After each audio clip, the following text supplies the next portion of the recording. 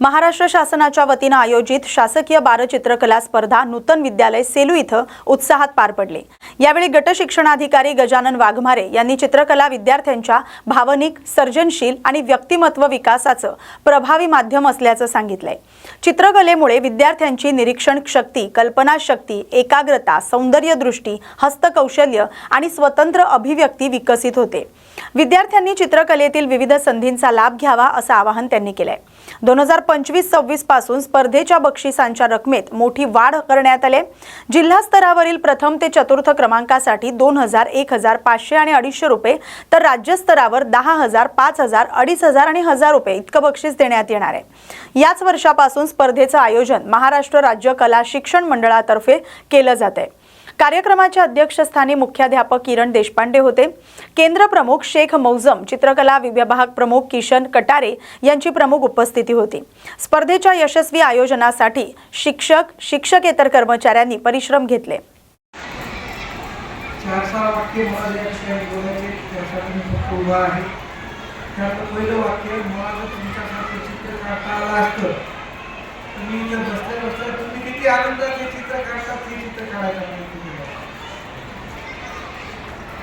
तुमच्या प्रत्येकाच्या चेहऱ्यावरचा जो भाव आहे तो काय सांगतो की तुम्ही किती तल्लीन आहे।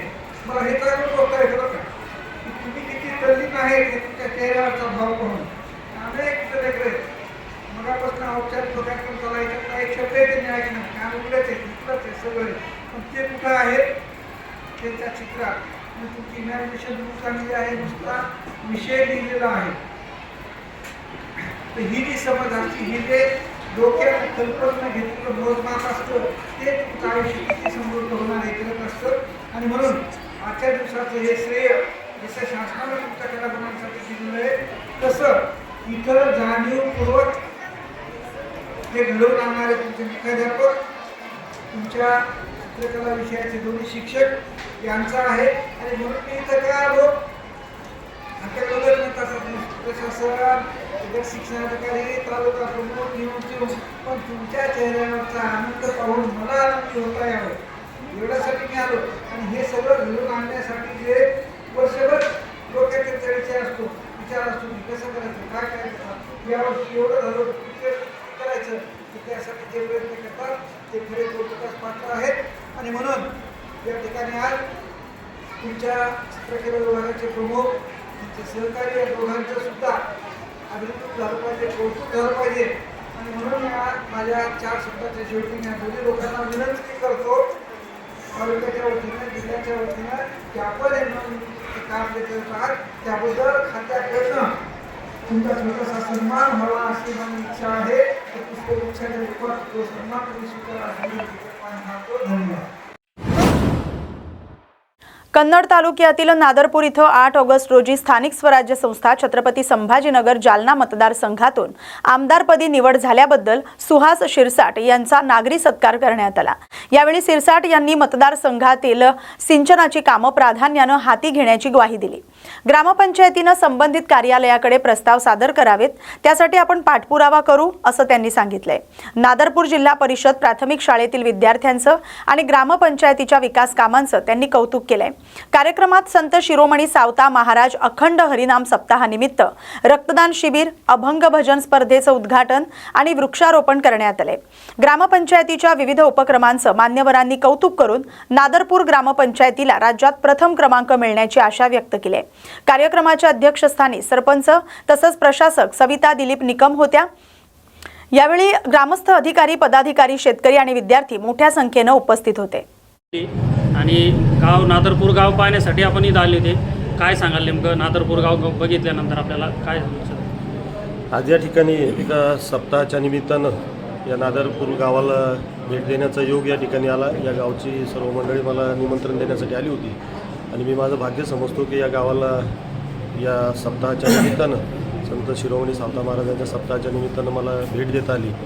या गावात येत असताना मी काही गोष्टी या गावाबद्दल ऐकल्या होत्या आणि त्या निश्चितपणे इथं आल्यानंतर त्या खरंच सत्यात उतरवल्यासारख्या निश्चितपणे त्या ठिकाणी वाटतं। या गावातील झाडांची संख्या, या गावातील स्वच्छता, त्यांनी मंदिरामध्ये केलेलं काम, त्याचबरोबर परिसरातलं काम मला निश्चितपणे चांगलं जाणवलं आणि जे उपक्रम हे गाव राबवतं आहे ते निश्चितपणे या शासनाच्या, युती शासनाच्या, देवेंद्रजींच्या आणि पंतप्रधान नरेंद्रजी मोदी यांचे जे धोरण त्या ठिकाणी आखलं आहे त्या धोरणाला अनुसरून हे गावही त्याच्यासोबत असतं आहे. या गावाला निश्चितपणे या विभागाचे आमदार असतील, या जिल्हा परिषद सर्कलचे जिल्हा परिषद सदस्य असतील, या सर्वांचंच सहकार्य या ठिकाणी मिळत असताना हे गाव निश्चितपणे चांगलं काम करतं आहे. आणि भविष्यातही जर सिंचनाचं काम जर चांगल्या प्रकारे जर झालं तर निश्चितच या गावाचा विकास आणखी मोठ्या प्रमाणात होऊ शकेल. आणि भविष्यात त्या पद्धतीनं गावकऱ्यांनीही सहकार्य करावं.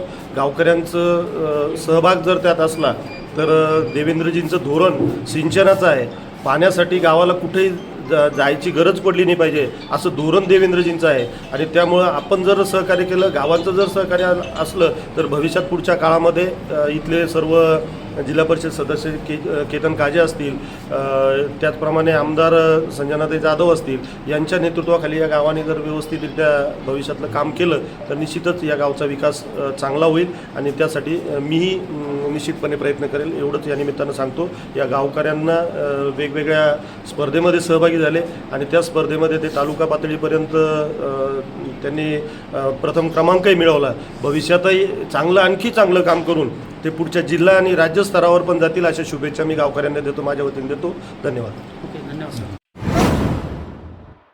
तरुण पिढीला व्यसनमुक्त करण्याच्या उद्देशानं अकोट येथील राधाबाई गणगणे कनिष्ठ महाविद्यालयात तंबाखूमुक्त अभियान उत्साहात राबवण्यात आलं. यावेळी अकोट ग्रामीण पोलीस ठाण्याचे ठाणेदार श्रीधर गुट्टे प्रमुख उपस्थित होते. कार्यक्रमात तंबाखूमुळे होणारे दुष्परिणाम, कर्करोग आणि आरोग्यावरील धोके याबाबत माहितीपट आणि व्याख्यानातून जनजागृती करण्यात आली. ठाणेदार गुट्टे यांनी विद्यार्थ्यांशी संवाद साधत व्यसनांपासून दूर राहण्याचं आवाहन केलं. महाविद्यालय परिसर पूर्णपणे तंबाखूमुक्त करण्याचा संकल्प करण्यात आला. कार्यक्रमाच्या शेवटी विद्यार्थी, शिक्षक आणि कर्मचाऱ्यांनी आम्ही तंबाखू खाणार नाही अशी सामूहिक शपथ घेतली. यावेळी शिक्षक, शिक्षकेतर कर्मचारी आणि विद्यार्थी मोठ्या संख्येने उपस्थित होते. खाद्यतेलाचं रिपॅकिंग आणि साठवणूक करणाऱ्या 4 आस्थापनांवर अन्न आणि औषध प्रशासनानं कारवाई केली आहे. बीड शहरातील 2 ऑइल रिपॅकिंग युनिट, वडवणीतील 1 आस्थापना आणि माजलगावातील गोदामावर छापे टाकून 1,18,940 किलोहून अधिक सुमारे 1,93,00,000 रुपयांचा खाद्यतेल साठा जप्त करण्यात आला.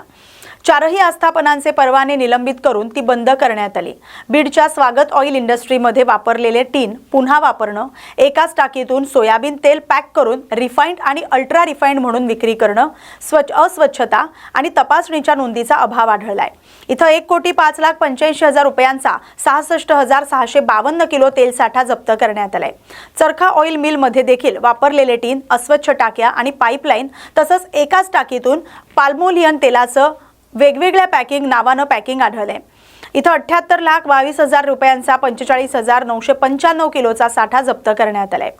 वडवणीतील जय हनुमान टेक्स्टर्स कडून 7,24,000 रुपयांचा 4,545 किलो, तर माजर गावातील जान्हवी कमर्शियल्सच्या गोदामातून लेबल, बॅच नंबर नसलेला 2,79,000 रुपयांचा 1,746 किलो सुट्या तेलाचा साठा जप्त करण्यात आलाय. सर्व कारवायांमधील नमुने प्रयोगशाळेत तपासणीसाठी पाठवण्यात आले.